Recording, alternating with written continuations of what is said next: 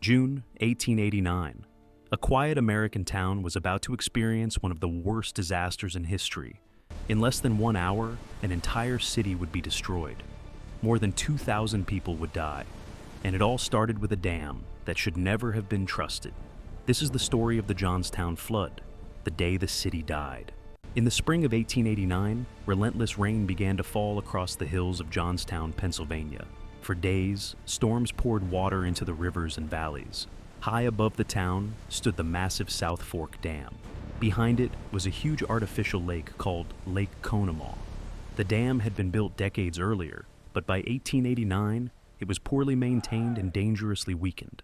As the rain continued, the water level in the lake kept rising. Locals began to worry, but no one expected what was about to happen. Then, on the afternoon of May 31st, the unthinkable occurred. The dam broke. In seconds, 20 million tons of water exploded down the valley. A massive wall of water, nearly 60 feet high, rushed toward Johnstown. Nothing could stop it. Houses were ripped from their foundations. Bridges collapsed instantly.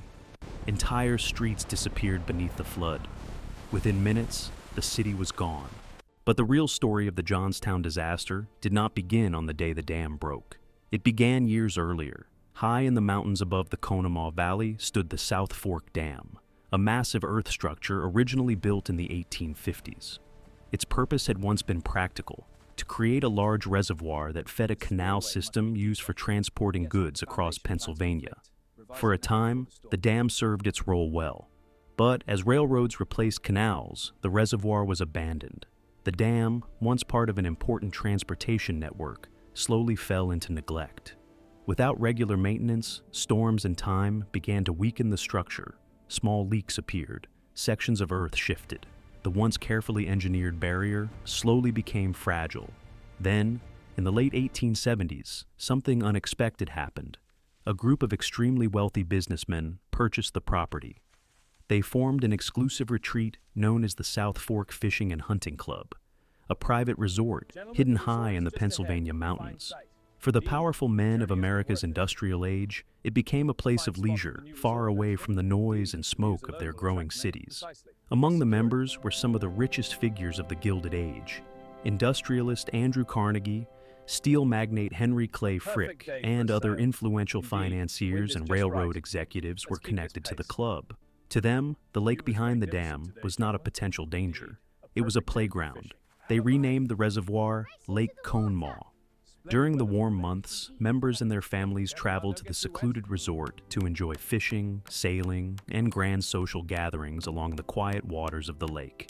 Elegant cottages appeared along the shoreline. Boathouses were built. Guests spent their days rowing across the water or relaxing beneath the mountain forests. But in transforming the reservoir into a private paradise, the owners made a series of decisions that would later prove disastrous. To improve access to the property, workers lowered the height of the dam so a road could pass across it. This change reduced the dam's ability to safely hold back rising water. More dangerously, the original spillways, the channels designed to release excess water during heavy rain, were partially blocked or removed. Without them, the lake had far fewer ways to relieve pressure during storms. Then came another seemingly harmless modification. Large metal fish screens were installed across parts of the dam to prevent the club's prized fish from escaping the lake. But during floods, these screens could trap branches, trees, and debris carried by rushing water. Over time, such blockages could prevent water from draining properly, turning the dam into an enormous pressure point. For years, warnings quietly circulated. Engineers and inspectors occasionally raised concerns about the condition of the South Fork Dam. Some pointed out the missing spillways. Others worried about erosion and leaks within the earthen structure. Reports suggested the dam might not survive a severe storm. Yet, little changed. Repairs were delayed.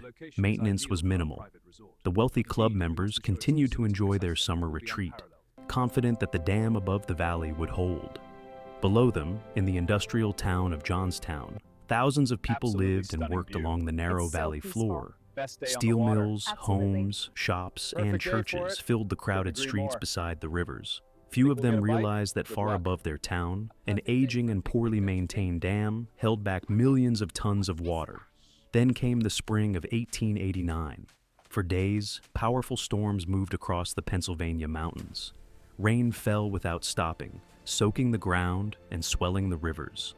Up in the mountains, Lake Conemaugh began to rise. Higher and higher, the water climbed against the weakened walls of the South Fork Dam. And with every passing hour, the pressure grew. The structure that had been altered, neglected, and warned about for years was now facing the ultimate test. When the relentless rains of 1889 arrived, the weakened dam stood no chance. When the flood finally struck Johnstown, survival became almost impossible. The enormous wall of water did not arrive as a simple wave. It came as a violent, roaring mass filled with everything in its path. Trees ripped from hillsides, shattered houses, rail cars torn from the tracks, bridges, wagons, and entire buildings carried like toys in the current. Within seconds, the town was swallowed. Streets vanished beneath churning brown water. Homes were lifted from their foundations and hurled into the flood. People ran, screamed, and searched for anything they could grab before the water reached them. Many were swept away instantly. Others tried desperately to climb onto rooftops as the water surged around them. Some clung to floating beams, doors, or pieces of broken furniture, hoping they might stay above the violent current. But the flood was merciless. Families were separated in moments. Parents lost sight of their children. Friends disappeared into the chaos of debris and rushing water. Survivors later recalled that the sound of the approaching flood was almost unimaginable. One survivor described it simply as, like the roar of 1,000 trains. The wave slammed into the center of town with unstoppable force. Entire neighborhoods were crushed beneath the violent surge as buildings collided with one another and shattered apart. In many places, the water created enormous piles of wreckage, tangled masses of timber, iron, and broken homes. Some survivors were trapped inside these piles for hours, pinned between beams, clinging to fragments of buildings, or stranded high above the water on unstable debris. They waited helplessly as the current continued to rage around them. For many, the nightmare was not over. As the wreckage settled, something even more terrifying began to happen. Among the massive debris fields, fires suddenly broke out. Oil lamps, broken stoves, and industrial materials ignited among the wreckage. Flames began spreading through the tangled ruins, while survivors were still trapped inside. Those who had somehow survived the water now faced another deadly threat. Smoke drifted over the shattered remains of the town as fire spread across the floating debris. When the chaos finally ended, Johnstown had been almost completely destroyed. More than 2,200 people had lost their lives. Entire families had vanished. Homes, businesses, churches, and railroads were gone. The Johnstown Flood became one of the deadliest disasters in American history, a tragedy that would haunt the nation for generations.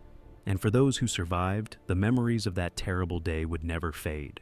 After the catastrophe, the shock that gripped Johnstown slowly spread across the entire nation. Newspapers from New York to Chicago carried the horrifying images: shattered homes, mountains of tangled debris, and thousands of lives suddenly erased. People everywhere asked the same question: who was responsible for this disaster? Very quickly, attention turned toward the structure that had unleashed the destruction: the South Fork Dam. For years, engineers and locals had warned that the dam was dangerously weakened. Repairs were poorly done. Safety systems were ignored. The owners of the dam were members of the wealthy and exclusive South Fork Fishing and Hunting Club. Its members were some of the most powerful men in America: industrialists, railroad magnates, and financiers whose influence stretched far beyond Pennsylvania. Evidence soon revealed that the dam had been modified by the club, lowering its height and removing important drainage systems. Many believed these decisions had sealed Johnstown's fate. Angry survivors demanded justice. Lawsuits were filed. Investigations began. For a brief moment, it seemed that those responsible might finally face the consequences. But something shocking happened. In court, the disaster was ruled an act of God. The legal system concluded that the flood was a natural catastrophe, not the result of negligence. Because of that ruling, the wealthy members of the club avoided punishment entirely. Not a single person was held legally responsible. For the victims and survivors, this decision felt like a second tragedy. Thousands had died. Families had lost everything. An entire city had been wiped from the map, yet no one paid the price. The Johnstown Flood would become a turning point in American history, sparking national debate about corporate responsibility and disaster liability. But for the people of Johnstown, the legal arguments meant little. The scars of that day, both physical and emotional, would never fully heal. More than a century has passed since the waters tore through the valley of Johnstown.